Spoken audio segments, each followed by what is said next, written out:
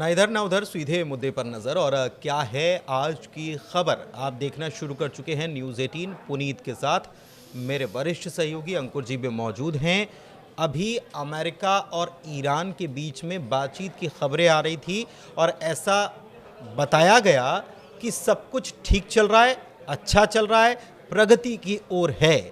लेकिन ये सब जो दावा किया गया, इससे इतर अब जो खबरें निकलकर सामने आ रही हैं वो ऐसा बता रही हैं कि अब टेंशन अपने चरम पर पहुंच गया है। जी हां, अमेरिका और ईरान के बीच अब टेंशन बढ़ने वाले आसार नज़र आने लगे हैं।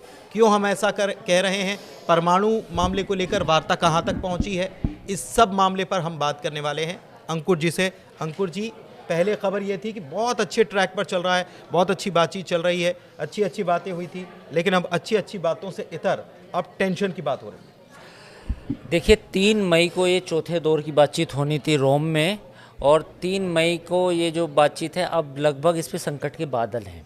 और जैसा ही पहले माना जा रहा था कि बातचीत 2 दौर की अच्छी रही है और अप्रैल में मामला ख़त्म हो जाएगा, मोटा मोटा एक समझौता बन जाएगा, लेकिन अब लगता है कि शायद मामला फंस गया है।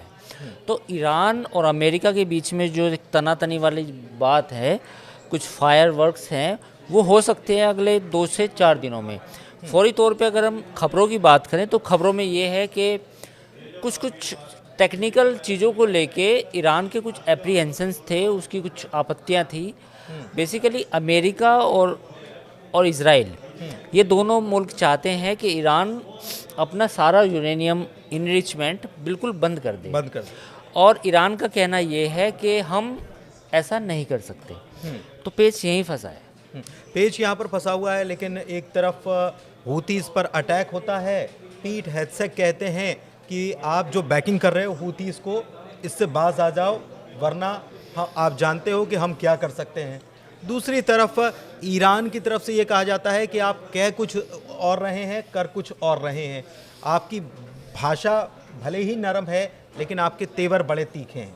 और तीसरी तरफ अमेरिकी राष्ट्रपति डोनाल्ड ट्रंप कह रहे हैं कि अब ईरान से अगर आप धंधा करोगे, बिजनेस करोगे, तो फिर अमेरिका से बिजनेस भूल जाओ।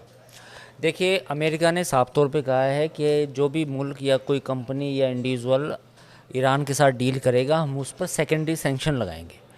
सेकेंडरी का मतलब ये है कि आपके ऊपर तो वो ऑलरेडी लगाएंगे, आप जिनसे कारोबार करते हैं उनके ऊपर भी लगाएंगे। यानी कि अगर कोई सपोज़ कि रूस की एक कंपनी है जो ईरान के साथ तेल का कारोबार करती है, और वही रूस की कंपनी इंडिया के साथ भी कारोबार करती है, किसी इंडिया की कंपनी के साथ, तो अमेरिका ने कहा है कि हम रशियन कंपनी पे तो लगाएंगे 7 प्रतिबंध, वो आपका जो क्लाइंट है जिसके साथ आप बड़ी डील करते हैं उस पर भी लगाएंगे। मतलब ईरान से अगर बिजनेस करके आप उसको, वही होता है कि ऑयल लिया, ऑयल को रिफाइन किया और उसके बाद दूसरे को अपना टैग लगाकर बेच दिया, तो वो भी नहीं होगा। तो वो भी नहीं होगा, अमेरिका ने ये धमकी दी है। और दूसरा, अमेरिका ने ये भी धमकी दी है कुछ शब्दों में कि नहीं, अगर बात बनी तो मिलिट्री एक्शन होगा। और मिलिट्री एक्शन का मतलब ये है कि इजराइल और अमेरिका मिल के फिर हमला करेंगे ईरान पर। तो एक जो मामला सुधरने की तरफ था वो बिगड़ता जा रहा है। एक चीज़ और है कि एक महीने का वक्त दिया गया था, मतलब 1 महीने का जब बातचीत शुरू हुई तो उस दौरान 1 महीने का वक्त था कि अप्रैल में कुछ बात बन जानी चाहिए, वरना मई में तो अंजाम बुरा होगा। ये ट्रंप पहले भी कह चुके हैं। बातचीत चल रही है, लेकिन इस बीच मई आ गया। देखिए, इस समय अगर अमेरिका की बात की, इतना क्योस है ट्रंप एडमिनिस्ट्रेशन में कि आप ये मान के चलिए, एक तरफ यूक्रेन मामला नहीं सुलझा, दूसरी तरफ ईरान नहीं सुलझा, टैरिफ वॉर पे चीन के साथ तनातनी चली रही है। चीन ने कहा है कि भाई हम बातचीत करना चाहते हैं अब टैरिफ वॉर पे। अब चौथा मामला इंडिया पाकिस्तान का भी चालू हो गया। तो ये इतना कॉम्प्लेक्स सिचुएशन है इस समय। तो अमेरिकन्स जो हैं सबसे ज़्यादा बिजी हैं, और वो इसलिए भी बिजी हैं कि एक तरफ उनको इनको देखना है, दूसरी तरफ उनको देखना है। जेडी वेंस इंडिया में होते हैं तो आतंकी हमला हो जाता है, फिर जेडी वेंस बाहर वापस जाते हैं। तो कुल मिला के मुझे नहीं लगता कि मई में कोई हमला होगा ईरान पर। ये अभी 1-1.5 महीना मामला ईरान का और खींचेगा, क्योंकि चारों तरफ से मामला, अमेरिका भी उलझा हुआ है। लेकिन इजराइल प्रेशर लगातार बना रहा है। देखिए, इजराइल का तो एक पॉलिसी है, बेंजामिन नेतान्याहू जो उनके प्राइम मिनिस्टर हैं, उन्होंने साफ तौर पे कहा है कि डिसआर्मामेंट ऑफ इजराइल, ईरान इसका मतलब यह है कि ईरान के पास कोई भी परमाणु हथियार ना हो। मैं इंश्योर करे, इजराइल इंश्योर करेगा, मतलब इजराइल की पॉलिसी ये है कि किसी भी सूरत में, किसी भी सिचुएशन में ईरान के पास कोई भी न्यूक्लियर वेपन ना हो, कोई भी न्यूक ना हो। So that is the policy of Israel. अब इजराइल तो उसी के लिए प्रेशर अमेरिका को भी कर रहा है कि भाई आप बातचीत भी बंद करो, हमको बम दो, बम लंबी दूरी की अटैक करने वाली अटैक मिसाइल दो और हमें सपोर्ट करो। जो आपका डिएगो गार्सिया और जो भी आपने समंदर में आपने लश्कर तैयार करके रखा है। हाँ, तो ये है मामला। तो अब देखना होगा कि लड़ाई, मुझे लगता है कि देखो अगर ईरान और अमेरिका के बीच में बातचीत टूटी या नहीं बनी तो ये बेहद ही दुखद होगा, क्योंकि एक तरफ एक और फ्रंट खुल जाएगा मिडिल ईस्ट में। एक फ्रंट तो ऑलरेडी खुला है इजराइल और गाज़ा या लेबनान के बीच, हमास के बीच में, लेबनान के बीच में एक दूसरा फ्रंट फिर यहाँ भी खुल जाएगा। तो अगर यहाँ भी लड़ाई होती है, उधर इंडिया और पाकिस्तान की भी टेंशन ज़्यादा है। अब अगर हम मई की बात करें, अगर जैसा हम किसी काइनेटिक एक्शन की उम्मीद कर रहे हैं या कुछ जो एस्केलेशन लैडर है वो बढ़ता जा रहा है धीरे धीरे, तो वो मई में ही हो सकता है। ये मई चालू हो गया, मई का महीना। ऐसे में ईरान और अमेरिका के बीच में बातचीत नहीं बनती है तो फिर अमेरिका और ईरान का मसला भी सामने आ जाएगा। तो ऐसे में मुझे लगता है कि शायद अमेरिका थोड़ा सा समय लेगा, मई का महीना शायद ईरान को और मिले। इस बीच सैंक्शंस जो है वो उससे भी एक प्रेशर क्रिएट करने की कोशिश की जाएगी। ओमान को कहा जाएगा भाई इनको समझाओ, बातचीत करें।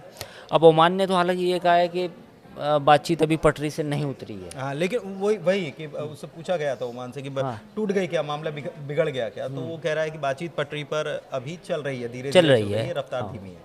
हाँ, तो यही मसला है। अब देखिए इसमें चीज़ें ये हैं कि अगर इजराइल और ईरान का और अमेरिका का युद्ध हुआ तो वो भी काफ़ी उसके नुकसान होंगे। ऐसा नहीं है कि वो कोई ऐसा युद्ध होगा कि 4 बम डाल दे, क्योंकि ईरान भी फिर रिटेलिएट करेगा, वो निशाना बनाएगा इजराइल को और अमेरिकन एयर बेसिस को। जो अमेरिकन एयर बेसिस तो है खास तौर पर मिडिल ईस्ट में, जो मिडिल ईस्ट में तो है, मुल्कों में हैं, वो पहले भी धमकी दे सऊदी अरब में है। हाँ, सबसे बड़ा एयरबेस तो सऊदी अरब में है अमेरिका का, तो वहाँ पे निशाना बनाएगा। तो फिर ये तब एक पूरा इलाका है एक जंग के मैदान में तब्दील हो जाएगा। लेकिन अमेरिका एक तरफ हूतीज पर अटैक कर रहा है, दूसरी तरफ अमेरिका ये कह रहा है कि आप बैकिंग बंद करो, हमको सब पता चल रहा है। देखो हूतीज को लेके अमेरिका काफ़ी चिढ़ा हुआ है। हूतीज को चिढ़ा हुआ इसलिए है क्योंकि कुछ उसकी मिसाइलें अमेरिकन बेड़े के पास गिरी, जो अमेरिका का जो एक एयरक्राफ्ट कैरियर था उसके रेंज तक आई। तो हूतीज को लेके इसलिए बौखलाया हुआ कि हूतीज के खिलाफ तो मैं हूँ।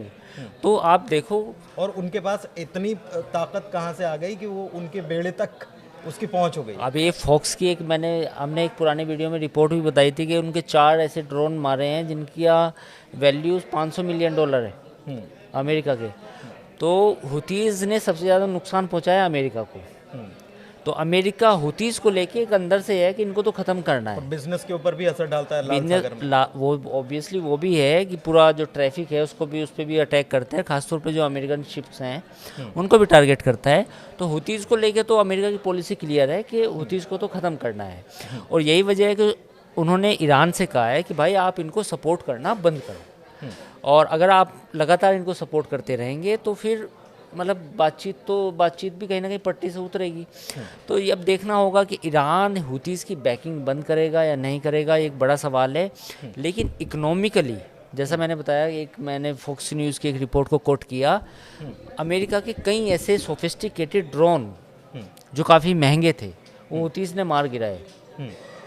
तो ये नुकसान अमेरिका को काफ़ी पहुंचा है। और इतने एडवांस लेवल पर हुतीज़ काम कर रहे हैं या फाइट कर रहे हैं? बेसिकली बैकिंग तो ईरान की है, इसमें तो कोई दो राय है नहीं बिल्कुल भी कि ईरान की बैकिंग नहीं है।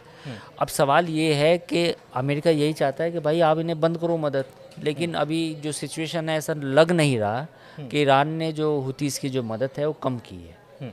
एक चीज़ और है कि ये सारा जो घटनाक्रम चल रहा है, अमेरिका सैंक्शन भी लगा रहा है, अमेरिका बातों में ही धमकी भी दे रहा है कि आप क्या कर रहे हो ये हम देख रहे हैं।